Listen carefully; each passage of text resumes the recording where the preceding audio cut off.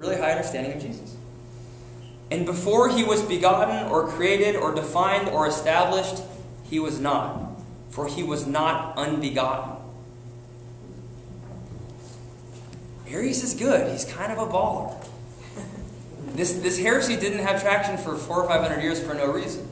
This sounds really good. Gosh, we're running out of time, so we should probably fast forward to to the Council of Nicaea, just so you get a little taste of the answer.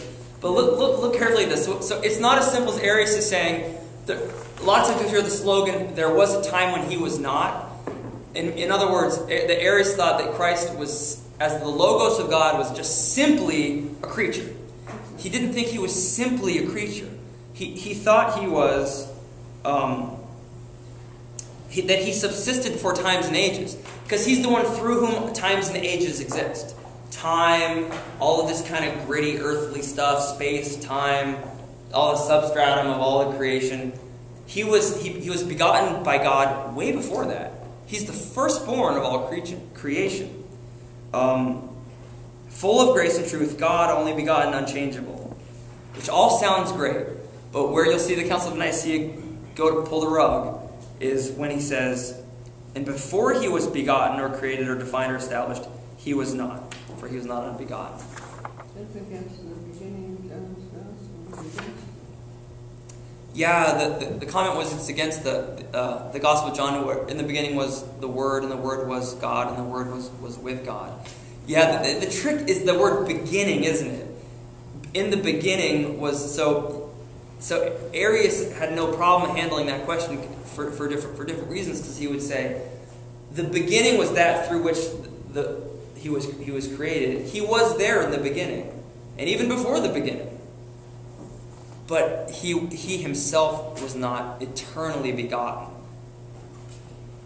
If the Word was God. That's really well.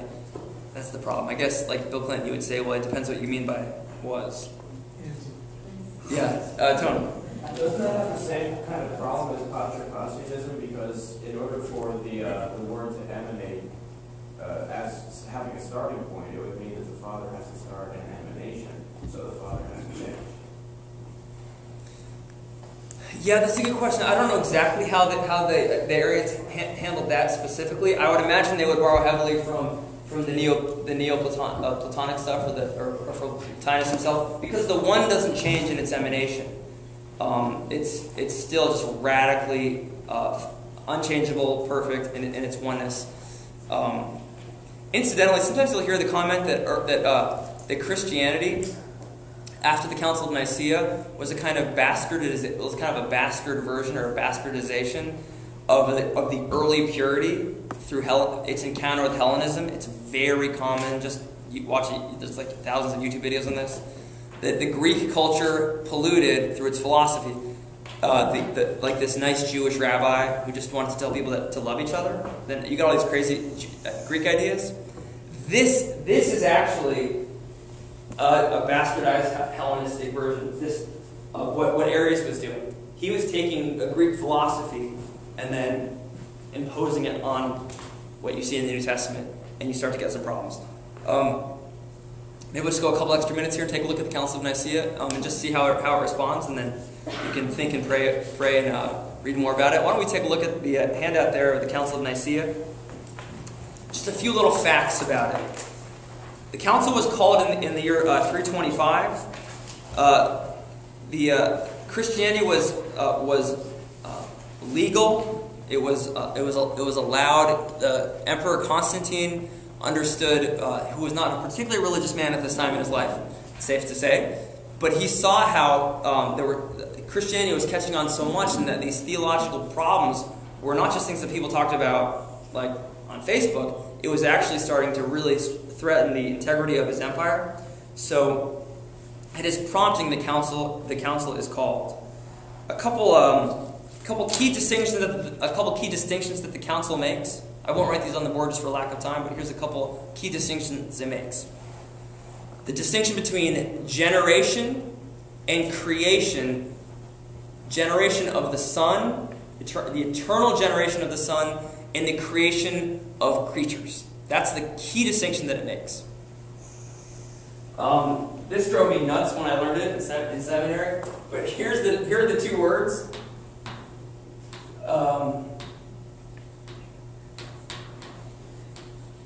Genito and genito. Those are the two words. I know. I didn't make this up. Sometimes I mess these up, but I think genito with one N means it's generated. That the Son is generated from the Father. And genito with two N's, genito, means created in the sense of created from nothing. There was a time when it wasn't, and there it is. That's the key distinction.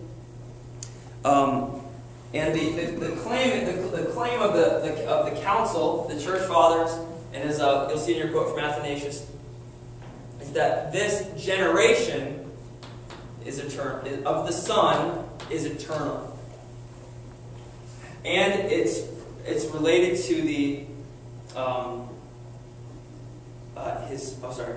totally writing space there, aren't I? The other key distinction is that this generation comes from the essence of God. It's within the essence of God.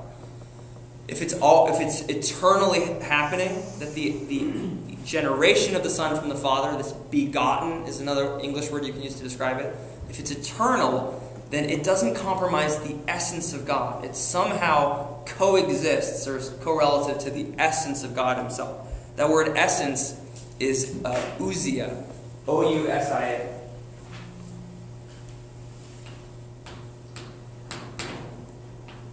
So think about it like this: when something's created, it doesn't necessarily share the ousia or the essence. Ousia means essence. It doesn't share the essence. So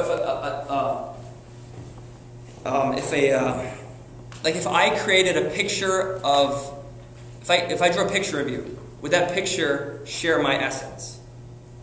No, it's made out of canvas and paint. It doesn't share my essence. It doesn't have human nature.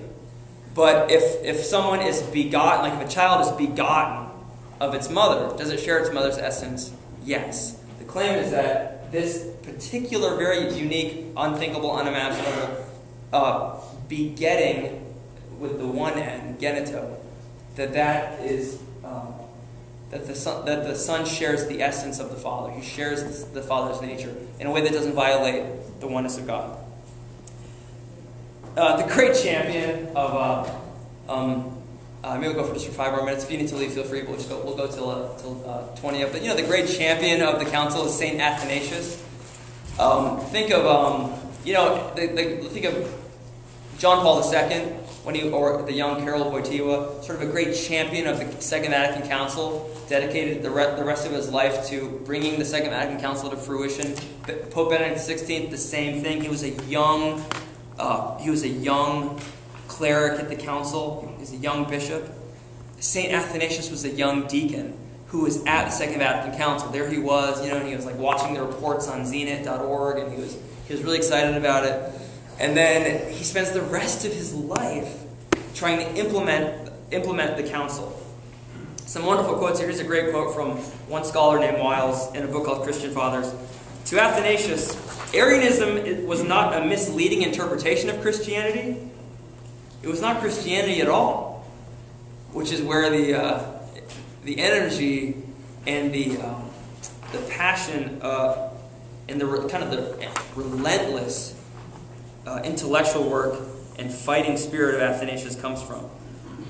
Here's a great quote from Athanasius.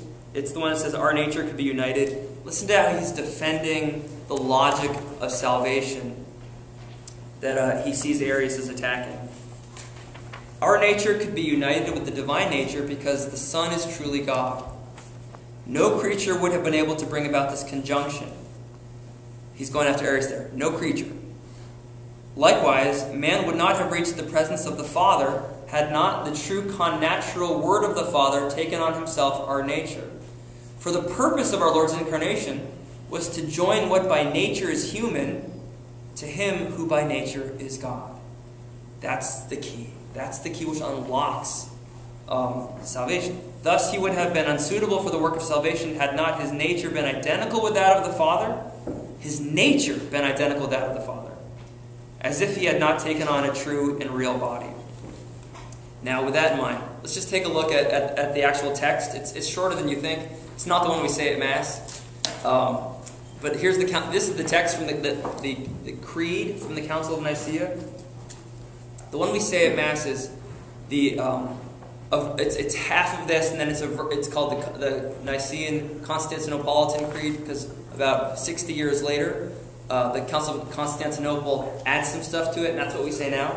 But here's the original one. It's pretty spicy. Why don't you underline anything which you think is explicitly rejecting Arianism? Okay?